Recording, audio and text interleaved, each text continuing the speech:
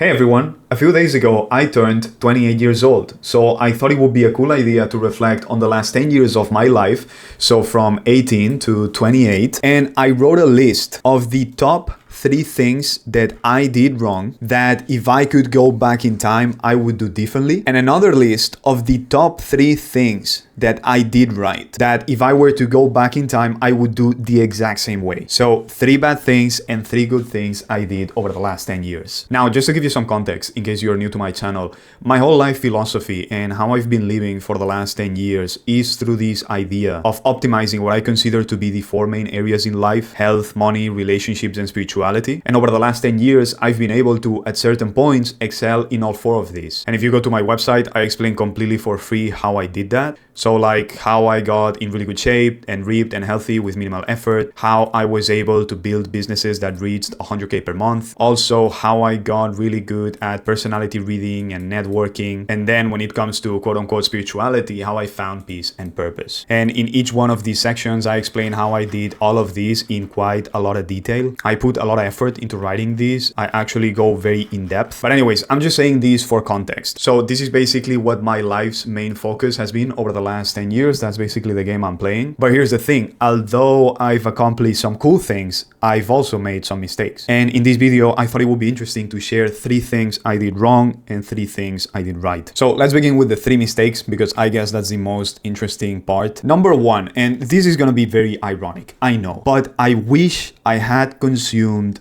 less educational content. I know that this is what my channel is, and I'm kind of shooting myself in the foot here, but it's the truth. And I think that consuming so much educational content as much as I did more harm than good. And here's why.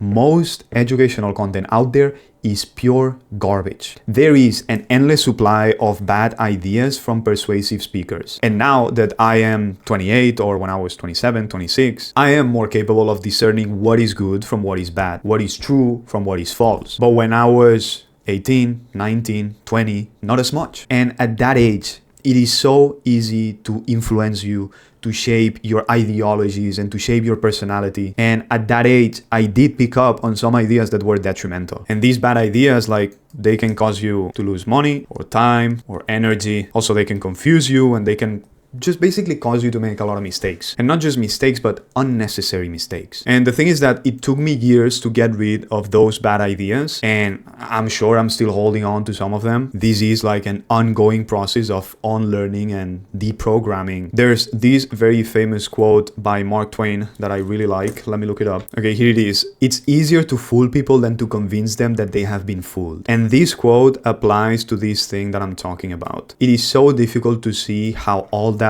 educational content that you're consuming that seems so true, it's actually false and detrimental. And another argument I have against educational content, and this might be the most important one because it's actually very subtle and very sneaky, but I find that people who consume a lot of educational content, they become helpless, because what most educational content does is give you a fish, but it is not teaching you how to actually fish. Especially nowadays that almost all the educational content is so specific. It's always like, okay, here are all the steps you need to follow in order to achieve this, like A, B, C, D, E, and this is how you do A, and this is how you do B, and this is how you do C, and yada, yada, yada. And while this is helpful in the short term, I think there's a hidden cost that people don't realize, which is that it teaches your brain that the way you figure things out is by going to other people so they can tell you exactly how to do something and give you the direct solution, instead of learning how to be self-reliant, to figure things out on your own, to analyze your own problems and come up with your own answers and solutions, which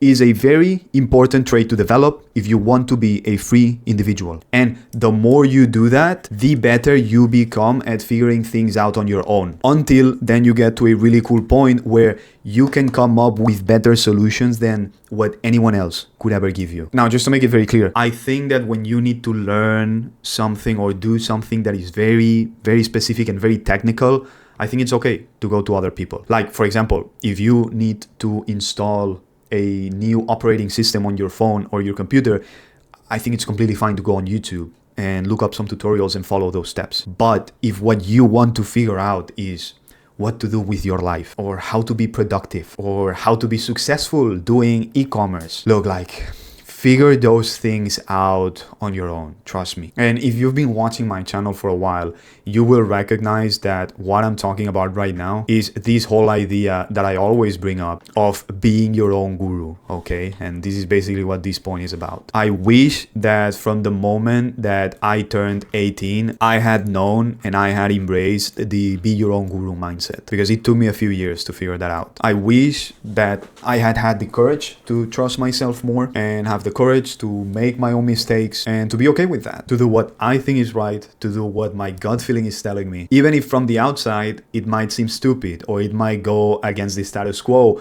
or it might go against what some super successful individual says. Like, I don't care. I strongly believe that the wisest person in the world is your own intuition. There's a lot of costly mistakes I've made in my life because instead of listening and following my own intuition, I decided to follow someone else's instructions who supposedly they knew better. And in fact, that's actually how my first business got destroyed, because I was looking out there for answers instead of just looking at myself and looking at my own business, which was already successful. And all I had to do was analyze what is it that I was doing right? What is it that was making that thing work?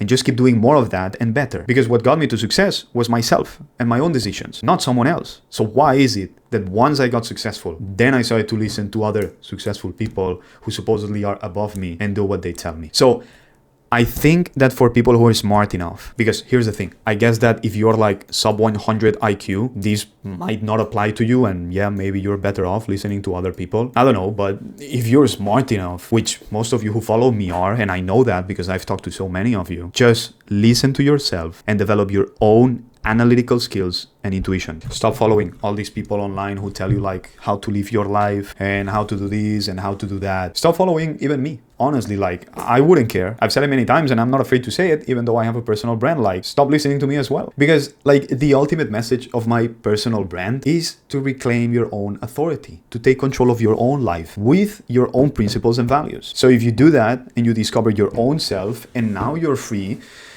I've achieved my goal. My message has reached you. And I wouldn't mind if people stop watching me, because like to some extent, the reason I'm putting videos out there is to enjoy my own reflections, my own ideas. Because a while back, I got tired of watching other people's videos. So I just decided to start making my own. And in a way, like in so many of my videos, I'm either just talking to myself or just using these videos as a way or an excuse to develop my own ideas, so that I am forced to sit down and think deeply about something, like what I'm doing right now. Let me make a video where I analyze what I did right and what I did wrong over the last 10 years, so from 18 to 28. So I'm also just doing this whole thing of be your own guru. Now, moving on, and we're gonna move faster now with the next ones. Number 2 is I wish I had not engaged as much with the entertainment industry. Honestly, I have wasted a lot of time in my life with entertainment. Back in the day, years ago, I had a weakness with YouTube and especially with video games. That was my biggest poison. And I think that our brains crave activity. Our brain craves engagement. And nowadays, the entertainment industry exploits the hell out of that. And engaging in all these things,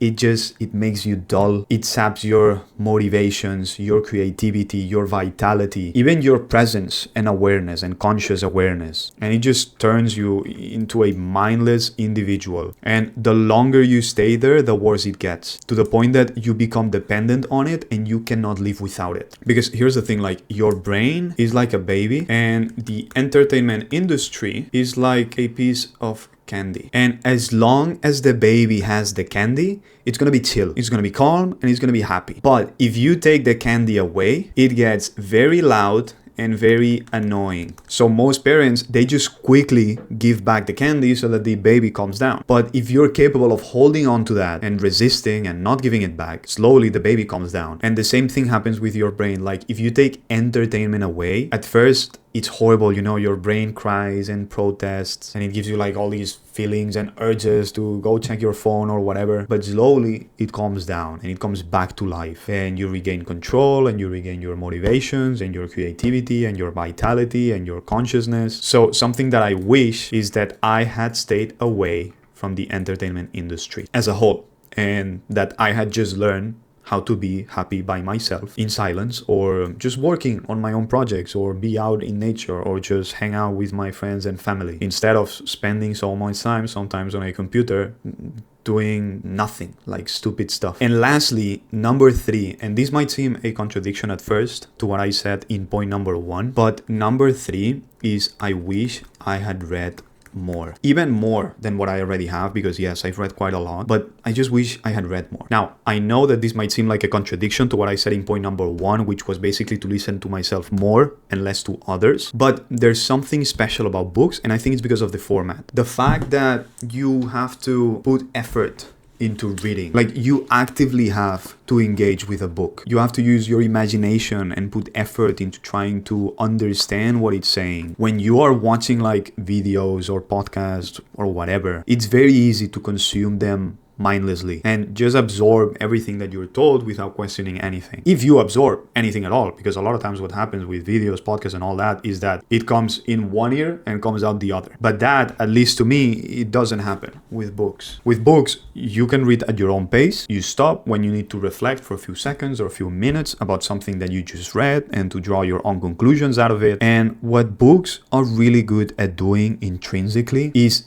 challenge you by making you question things, by giving you new viewpoints. But you always have to do your own thinking. Like, a book cannot spoon feed you everything like it happens with a video or with a podcast. You cannot passively consume a book. And I think that's what makes it more special and more valuable. Now, for sure, there are bad books out there. A lot of modern books are bad. All these New York Times bestsellers and all that crap, like, that's all usually garbage. Also, books like Poor Dad Reads Dad, that is the ultimate garbage. But I think there are some books that can be very life-changing in a very positive way, in a way that you cannot get to, whether it's through videos or podcasts. So even though I wish I had read even more. If you want book recommendations, on my website, I have a list of my top 100 recommended books. So if you go right here, so you can go here, link in the description. Now, these are the 3 things that I did wrong. But what are the 3 things I did right? What are the 3 things that I would make sure I keep and do the exact same way? Number 1 is what we could call a non-conclusive mindset. This is something that I've sort of talked about in some of my other videos. One of the biggest struggles that I think people have, from my point of view, is the inability to see things beyond black or white, or A or B, or good or bad. This type of binary thinking. Like, for example, people who think like Donald Trump is like 100% evil, everything about him, and there is not one single good thing you could say about him. Or people who think, I don't know, like the carnivore diet is the ultimate diet. It is the best diet for everyone, no exceptions. Or also, a good example, the classic all women, yada, yada, yada, or all men, yada, yada, yada. This attitude of always going to extremes is very, very prevalent in the modern world. I mean, maybe it's been like this all throughout history, I don't know. But regardless, I've been very lucky that for some reason I'm not like that. Of course, I have my own conclusions and I have my own ideas and beliefs in life, but I've always left room, you know, like if this is an idea, I always leave room for like 5% or 10%. Like, I always leave room for the possibility that I might be wrong, or maybe even more. I don't know, sometimes something might be like 50-50 or like 30-70, or maybe like 1% against 99%. But like, the thing is that there is nothing that I'm like 100% sure of. I mean, the only thing that I believe you can be 100% sure of is of your own awareness. That's basically it. I mean, sort of similar, I don't want to get into now spirituality and all of that, but like sort of similar to the whole cogito ergo sum, like I think therefore I am. Now I think there's something higher beyond thinking, which is awareness. So that's basically it, you know, like I am aware, therefore I am. So that's the only thing that I'm 100% sure of, that right now I am aware and I am a conscious being. That's it. Everything else, like, it's up for grabs. And I think the reason this is so ingrained with me is that when I was a kid, like 5 or 6 years old, I witnessed so many times, like, seeing adults who they thought that they were like 100% right on something, but literally like moments later, something happened that completely shattered the confidence that they had, because like they just saw that they were wrong in an undeniable way. Like, it was undeniable that they were wrong, and I just saw adults like standing there in disbelief, coming to the realization that they were acting like complete fools. And I don't know why I saw that over and over and over and over again throughout all my childhood. And I think that's what made me realize from a very early age that whenever I feel I have this feeling of like confidence and that I am right, Well, it made me realize, like, what if I'm also like that adult that I saw, that he thought he was 100% right, but